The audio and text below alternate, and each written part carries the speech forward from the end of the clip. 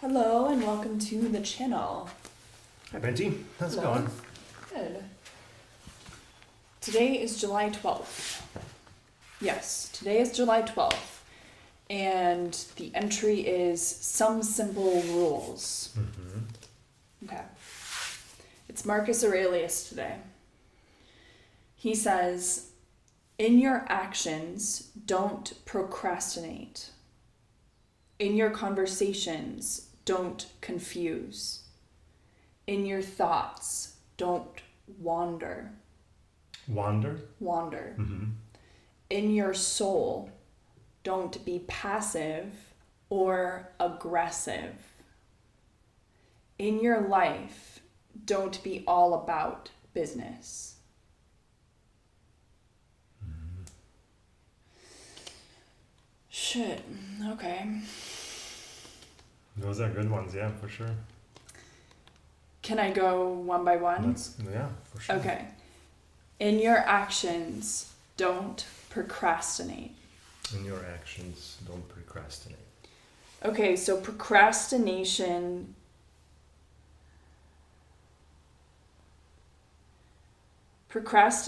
means that I must have already set a time to do something because or maybe that is a problem. Yes. It could be that, but it could be also that you didn't. You just know, I gotta do something tomorrow. Yeah. And then you don't get to it until tomorrow, last minute to last second, then you say, I'll just do it on Monday, right? Now, is it scheduled on some sort of a tool? Probably not, but it's scheduled in a way in your head that you said to yourself, I want to do it. Here's the thing is I feel like I need to be better about making a plan for a specific time. Mm-hmm. I remember when we were watching August's videos, he was on the distraction inventory video, he was like, well, if you are distracted, you must have had another plan with what to do with this time. You had something else to do with it, but you got pulled away.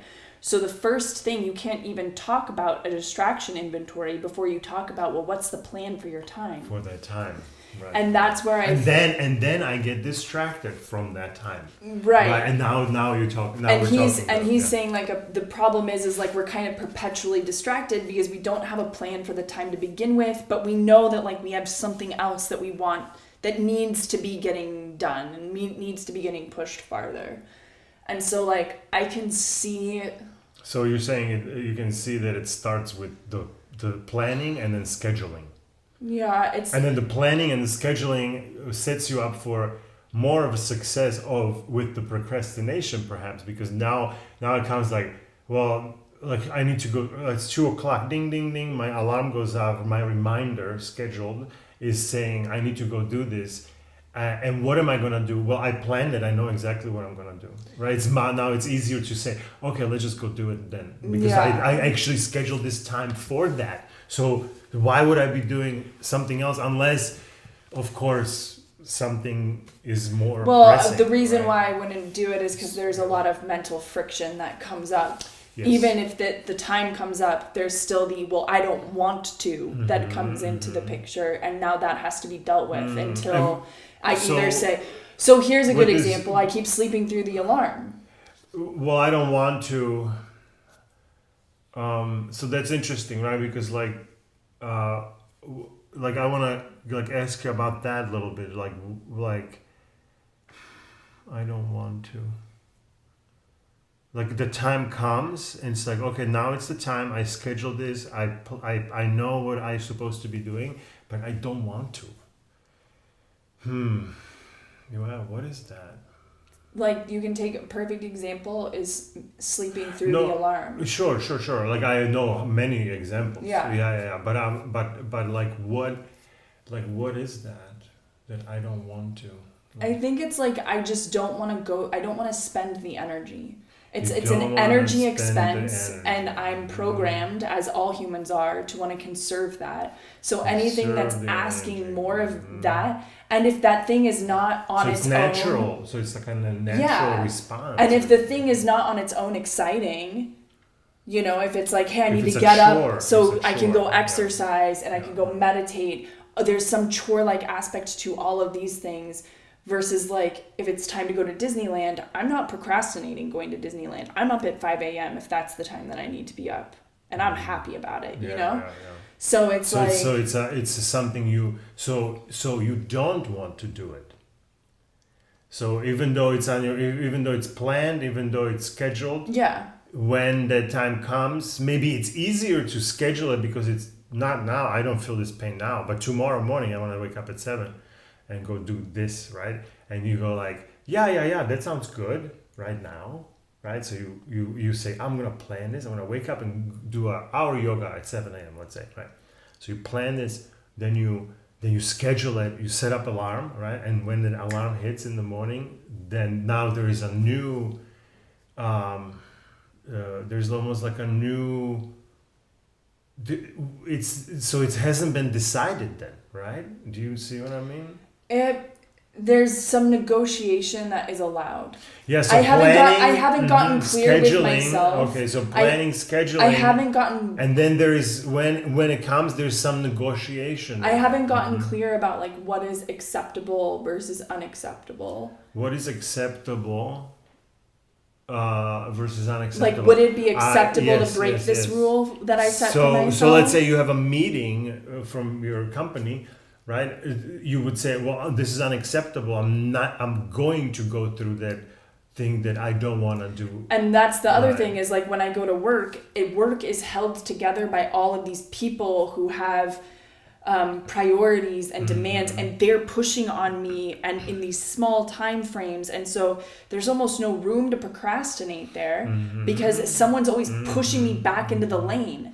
Yes, and so yes. But here you have to push yourself. When it's my routines, my morning routine, my evening routine, even my business routine with yoga, like I haven't emailed my list in like a month. And like that's not acceptable. Like if I was working at a marketing agency, it's like, no, you have a weekly email. You send out a weekly email, you figure out how to make the time to do it. Like the deliverable happens on time. And there's just more, I permit more negotiation because there's nobody else. Maybe some people on my list are like, like she normally emails us, but there's nobody like next to me that's like, dude, where's the email? Do you have the draft for me? Yeah, you have to do it for yourself. Yeah. At work, you have a boss. Let's say you report to somebody over there, right? Even if you're at the top of the company, you're the CEO. Owner, you still have bosses, aka your customers, right? So it's like you're gonna always report to someone, but all of a sudden when 5 o'clock hits, let's say, like ending of the workday, now I don't have a boss. I am the boss, right? But I don't give myself that structure. But I don't treat myself the way my bosses are. Maybe you say, well, my bosses are like, they always want me to do a bunch of stuff and I don't really want to do it. But like, I end up doing it because I just have to. And that's how that's the deal, right? Like that's what having a job is or something, right? But when you come home, you're like, like finally, I don't have to do anything for anyone, right? AKA you maybe give the boss gets a break, right? Also, the boss in you gets this kind of like, oh, you can now chill. You don't have to be telling what to do to Brenty and what she needs to continue to do in this after work type of. Maybe it's a different relationship with it or something, you know. Yeah, it's not exactly like the picture that you're painting of it, but it's. Yeah, there's more. And of course, I'm just guessing of what. There's more laxity there for sure, and it also like there's seasons for it. Like it's almost like if I get into a procrastinating routine with like one dimension of my life, it's like a slippery slope, and now starts with other things. My evenings are effed, my mornings are effed, my yoga schedule is effed. Yeah, and so then I just needs like a hard reset, and I feel like I'm getting kind of close to that moment now with like the new mastermind starting up, and it feels like the engine is starting again, and it's like, hey, I have to recommit to this whole thing. So yeah, so AKA I procrastinate a shit ton. So this is good. then he says, in your conversations, don't confuse. Mm-hmm. And that's also a tricky one because, yeah. Go ahead. No. No, I was just thinking about it that reminds me of that, like sending two messages in the one conversation, right? Even then he says passive aggressive. Yeah, in right? your soul, don't be passive or aggressive. Right, and so being passive aggressive, we communicate that through that language, right, and through how we are. So it kind of segues from one to another, right? You know what I mean?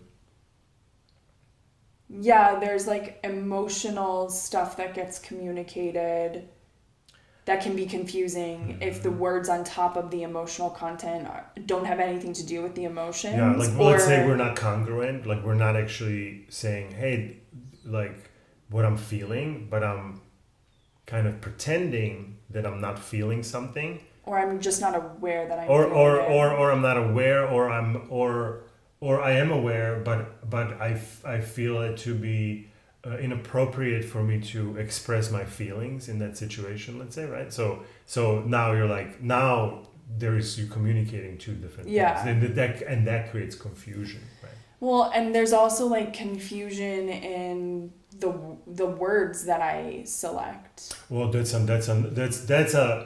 another one, right? Like what is that's my definition of what is the, do people understand the definitions the same exactly as you do? The definitions, do they have the same information? When I need to go to explain like a complex thing at work or something, it's always the question of like, well, where do I bite into this apple? Mm-hmm.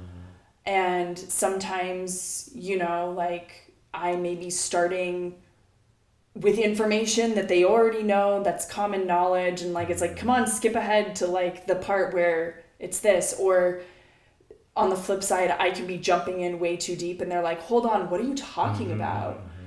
So that's a confusion, like not knowing your audience perhaps. Yeah, like what information do they already know? You're going too deep or too high level. Yeah, okay. Yeah, so there's a lot of variables to not create confusion in our communication, right? It's not just like, oh, just do this thing and then you're cool. No, there's many variables in conversation where confusion can arise, right? It's not just one source of confusion. There's many sources of confusion within conversation that can happen. Yeah. Then the next one, he says, in your thoughts, don't wander. Mm-hmm. Don't wander. I wonder what he means by wander, right? I know what wander means, right? But it's kind of like aimlessly, without goal, walking around. Yeah, almost as if you should have a focus and the mind should be focused on the thing that it's scheduled. We're planned and scheduled. Focus on the thing, and now don't let my mind deviate from that. And I was gonna say that earlier, what did you just say? Deviate? No, that whole sentence. Oh, wander. Yeah, wander. Or like the time has come to focus on the thing. Yes, the decision. So what I was gonna go when I was asking you these questions, but we went somewhere else. I was trying to find out, like, you plan something, you schedule it, and then then comes morning, and now the whole thing there's some negotiation there all of a sudden, right? So to me, negotiation means that the final decision has not been made yet. So and this is just kind of came up as you were talking. I'm like, oh, like, is there does there have to be a time to make the decision to plan it? Or maybe the decision is made before the planning. This is what I want. I want to do this, and that's my decision. Yeah. And now I'm gonna go plan it and schedule it. And then when the morning comes, there is no longer a negotiation because I decided that before I started planning it. Or maybe it's the other way. It's like, no, you have an idea, then you don't know if you want to do it. You plan it. Now it's planned. Now you're like, yes, I definitely want to do it. When do I want to do it? I want to do it on this day. That's when I want to do it. Decision is I want to do it now, right? And that's part of that package. So then when you get to the time of doing, there is no more negotiation. There is no like, hey, I could kind of like not do it. Sure. Is there an emergency that you just cut yourself and you have to go to the hospital? Oh, of course you can deviate, right? But that decision, something can always, go over the decision, but the decision was already made, right? And I think that's what's missing in that package. And I'm talking about myself here. So I'm just asking you if like, do you make a decision? It's there someplace like decision is made and then you renegotiate it, or is it not made and then you kind of making it during the time of execution, like right before you execute? No, it's like kind of the first thing, because it connects back to what kind of person do I want to be? Mm-hmm. And that is a very clear thing for me. So it's that's like I want that.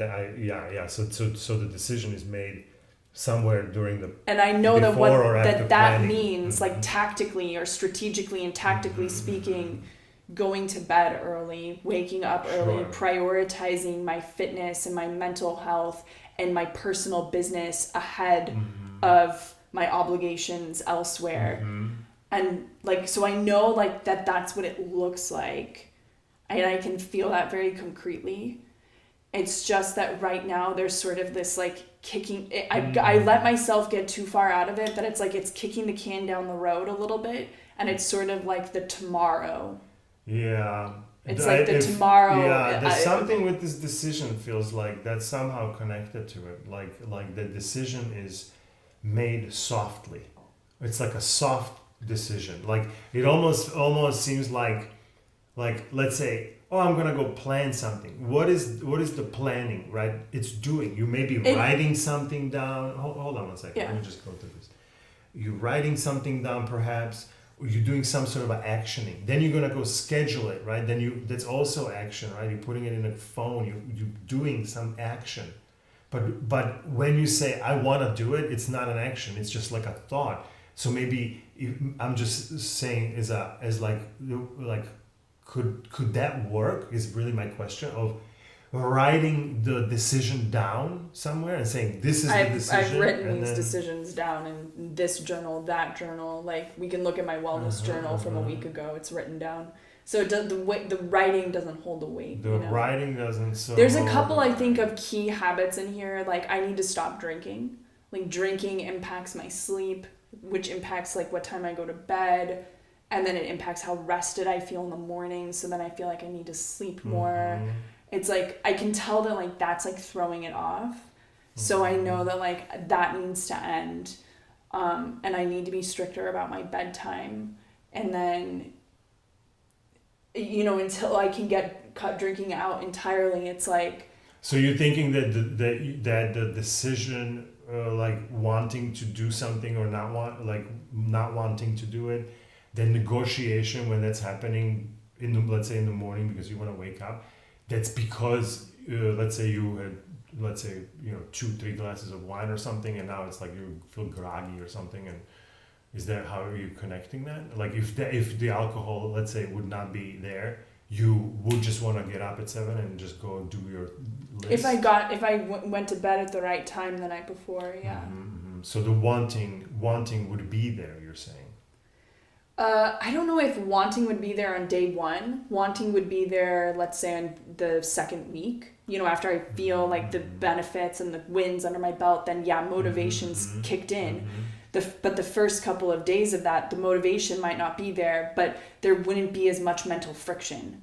The problem is right now there's so much mental friction that comes up, and then that kind of is winning over. And I'm saying to myself things like, oh, well, like, this doesn't need to get done today. I will figure out a way to exercise. I will figure out a way to do this. Okay, cool. So you're saying that this whole thing that you said is because of the alcohol. It's because like if like you remember, let's say you didn't I mean drink, it's like, because it was not there. I mean well, it's because I don't feel rested in the morning. You don't feel rested in the morning because you go later into the bed, or the alcohol maybe is like not getting you a good night's sleep or something all the way through or something. Yeah, okay. I mean, pretty much since I started drinking in the last 6 months or so, I felt like, I definitely feel that the sleep just doesn't feel as nourishing. Nourishing or restful, yeah. Oh, and your thoughts don't wander, and now here we are at like drinking alcohol. Right, so that's what we were kind of trying to break down. But if you feel good about it, that's great. I feel good about it. Okay, I mean, were you still trying to tie up something? No. Yeah, this is no. I'm good. Okay, well, maybe we should read Ryan, because I think we kind of talked about all the stuff in the quote. Okay. Simple is rarely easy, but now that you have these rules, make it your duty to put them into practice.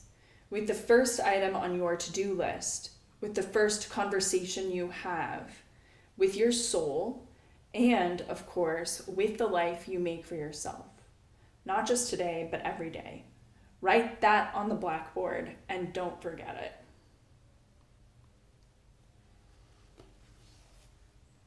it. Okay. I just want to be mean to Ryan right now.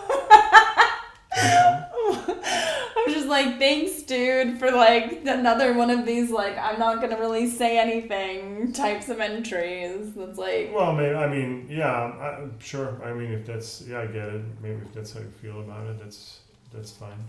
It's kind of watery or something, a little bit, but I guess what I get essentially, like, write it down.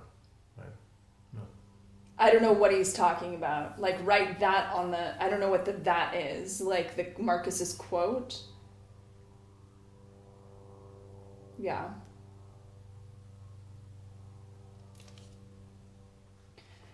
Yeah, I mean, writing is, like, a really helpful tool for me.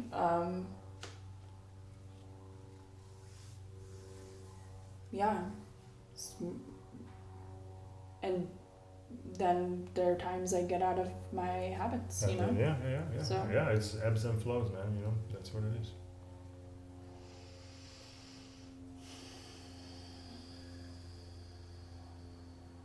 Yeah. Cool. Good one. Yeah. Let's wrap it up. Okie dokie. Thank you for joining. I hope if you have trouble with your habits too, that you feel like that's normal. See you tomorrow.